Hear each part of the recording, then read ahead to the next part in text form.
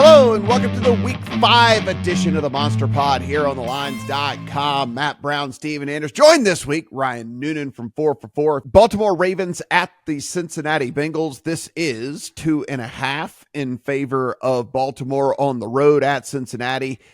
You can find a market low of 48.5 all the way up to a 49.5. So as always, shop around depending on which side of that total you'd like to be on.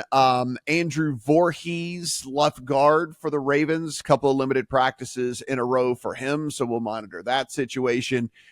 On the Bengals side of things, I guess maybe if things looking up at least a little bit as Trey Hendrickson and BJ Hill back at practice for limited practices. Now, Sheldon Rankins is still not practicing. He's not going to play, but getting BJ Hill back in the middle of that lineup would be nice. We'll see how that plays out. Nickel Mike Hilton, also back-to-back DNPs there for Cincinnati. Steven, I think there's no denying kind of what we have here with the Bengals, right? I mean, like, it's a really, really good offense and a defense that hadn't shown up so far this season. Now, you could blame it on the fact that both of their starting defensive tackles have been out basically the entire season, and that makes it really tough. And, you know, you start to look and say, we saw – you see one of them get back to practice. Maybe he's back out there. Does that make a difference to you? And like, so there's a lot of questions here from that as to what's real and what is reality when it comes to Cincinnati. And on the Ravens side of things, I mean, look, it's Dr. Jekyll, Mr. Hyde. Like, we've seen the very best of this team. We've seen the very worst of this team, and we've seen something in between. What are we going to get on the road at Cincinnati? It's a bit of a high total, but I did tease the Bengals up from 2.5 to 8.5 here. As far as just the normal spread and total, I got to be honest with everybody. These two teams confuse the hell out of me at this point. The Bengals defense looked pretty good against the Chiefs and then looked horrible for a couple of other games. Sorry, pardon me. The Ravens have confounded me for several years now because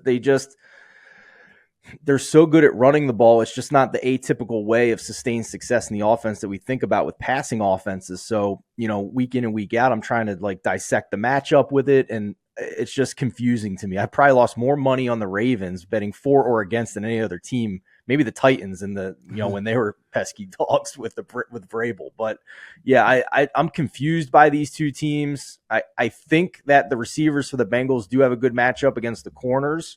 For the Ravens, I think if BJ Hill does not play, then they're going to run it down the Bengals' throat with Derrick Henry and Lamar Jackson. So, although the total has been bet down the minute it got to 50, that's kind of been a standard thing across the market, right? Like, there's been a lot of games that when the 5 shows up on the front of that total, people are coming in and betting it down.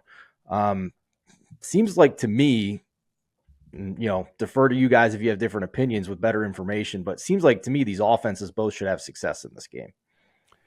Derrick Henry, 83.5 rushing yards on his prop as we head into the week, 18.5 carries is his prop as well. And, I'm with you there, Steven. If they don't have either one of these defensive tackles back, you would think that the game plan is fairly straightforward as to what the Ravens not probably want to do, but probably are going to do against Cincinnati here in this one.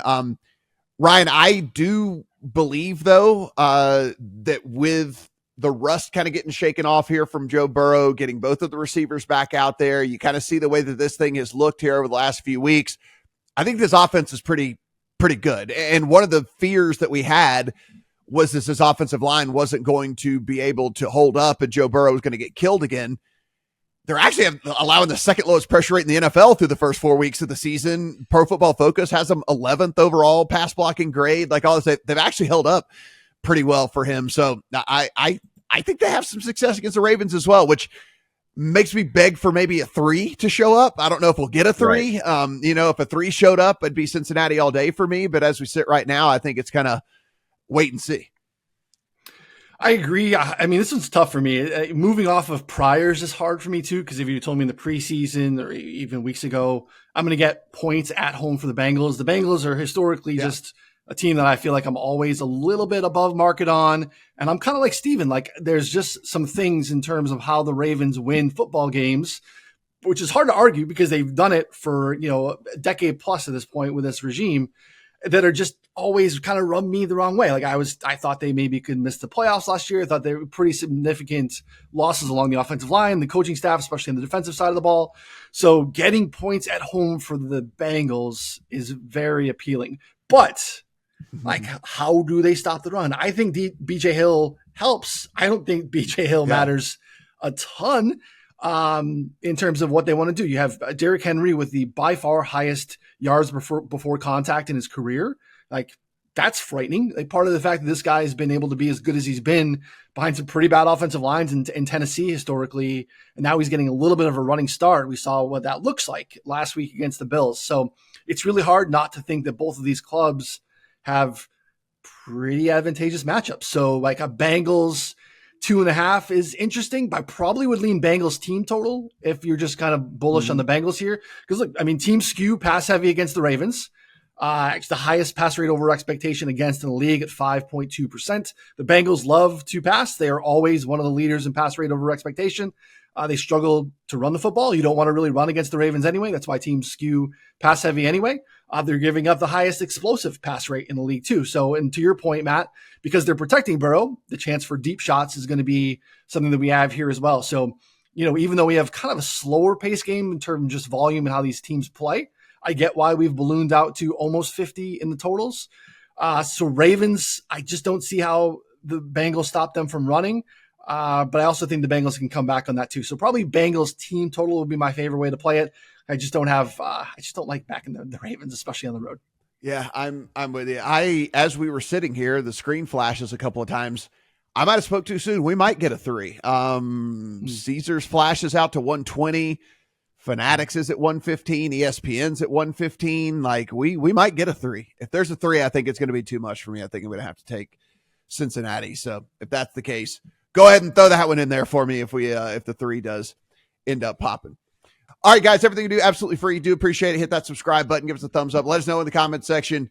Steven will go in. He'll read them. Like what did we get right? What did we get wrong?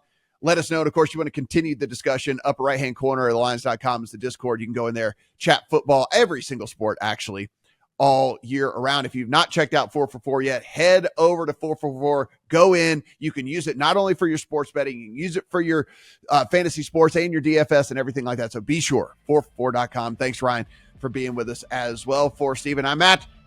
Good luck on all your Week 5 bets.